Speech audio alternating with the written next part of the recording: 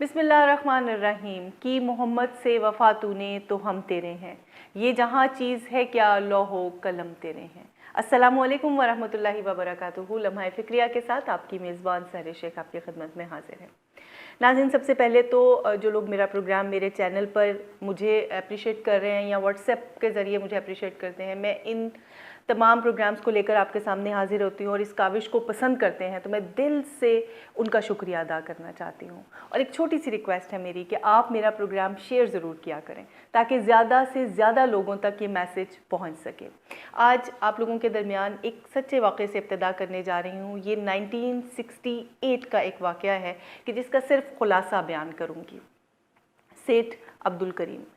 सेठ अब्दुल करीम का नाम पाकिस्तान के दौलतमंद लोगों में शुमार किया जाने लगा।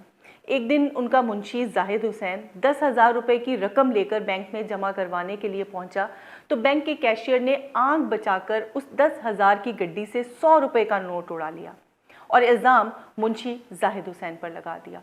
बैंक मैनेजर ने फ़ोन करके सेठ अब्दुल करीम को तमाम वाक़े से आगाह किया और आखिरी जुमला ये कहा कि आपका मुंशी चोर है। इतना सुनना था कि सेठ साहब ने मैनेजर से कहा कि इस चोर को जाने नहीं देना, मैं अभी आ रहा हूँ। सेठ साहब ने बैंक पहुंचकर बैंक के तमाम अमले को जमा किया और सबकी मौजूदगी में बैंक मैनेजर के मुंह पर इतना ज़ोरदार तमाचा रसीद किया कि उस थप्पड़ की गूंज बैंक में मौजूद तमाम अफराद को सुनाई थी।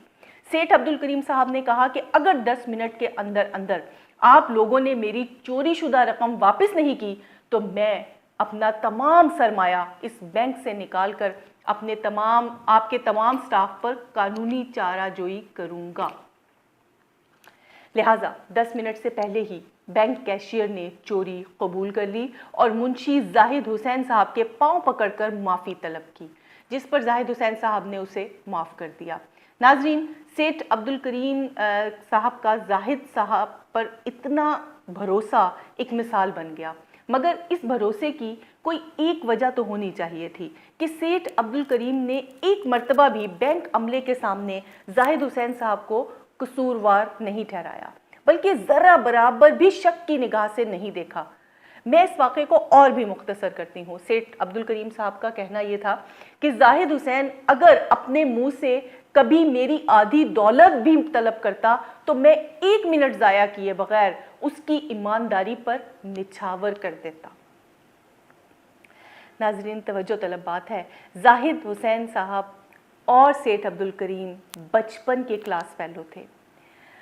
सेठ अब्दुल करीम साहब का कहना है कि मैं सिर्फ प्राइमरी तक ही पढ़ सका और जाहिद हुसैन ने ग्रेजुएशन कंप्लीट कर ली। मैंने मेहनत मजदूरी की, जमा शुदा रकम से जाहिद हुसैन के मशवरे से कारोबार का आगाज़ किया, जिसका अहाता आज पूरे पाकिस्तान में फैल चुका है। मेरे तमाम तर कारोबार का हिसाब रखने वाला जाहिद आज दुनिया में मेरा मुंशी कहलाने में अपनी किस्मत पर शाकिर है और मैं प्राइमरी पास सेठ अब्दुल करीम आज जो कुछ भी हूँ अल्लाह के बाद सिर्फ इस जाहिद हुसैन की वजह से हूँ।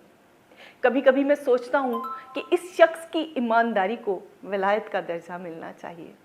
नाजरीन, ये कहानी पढ़कर मुझे साफ साफ समझ में आ गया कि इस लेवल का ईमानदार शख्स फी ज़माना बहुत मुश्किल है, लेकिन एक शख्स आज भी हमारे दरमियान मौजूद है कि जिसकी ईमानदारी को खुर्दबीन लगाकर चेक किया गया।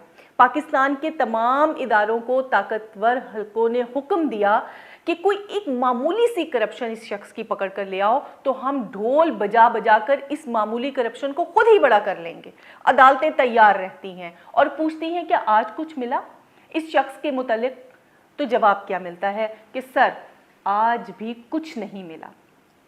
सियासी मुखालिफ रोज़ाना ख्वाब देखते हैं और झूठे बयानिए बनाते हैं, मगर वो बयानिए भी उनके कुछ ही घंटों चलते हैं। हर वो शख्स परेशान है जो उस शख्स का मुखालिफ है। अगर उनमें से किसी को कुछ मिल जाता तो नकारा बजा बजा कर बताते कि उस शख्स की बैंड बज जाती, बल्कि बाजा ही बज जाता। उसकी इन सब पर जीत सिर्फ ईमानदारी की वजह से हुई है और वो शख्स अपनी ईमानदारी की वजह से पूरी पाकिस्तान, पूरी दुनिया में अपनी पहचान बना चुका है। वो अवाम का और इस पाकिस्तान का जाहिद हुसैन है।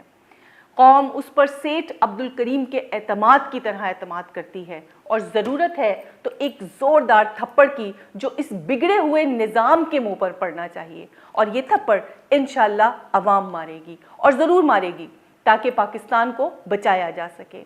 مجھے لمحہ فکریہ سے اجازت دیجیے گا، اور ہاں ایک بات کہنا تو بھول ہی گئی، اجازت سے پہلے کہ اس شخص کا نام ضرور کامنٹس باکس میں بتائیے گا جس کے بارے میں ساری آپ سے آج گفتگو کی۔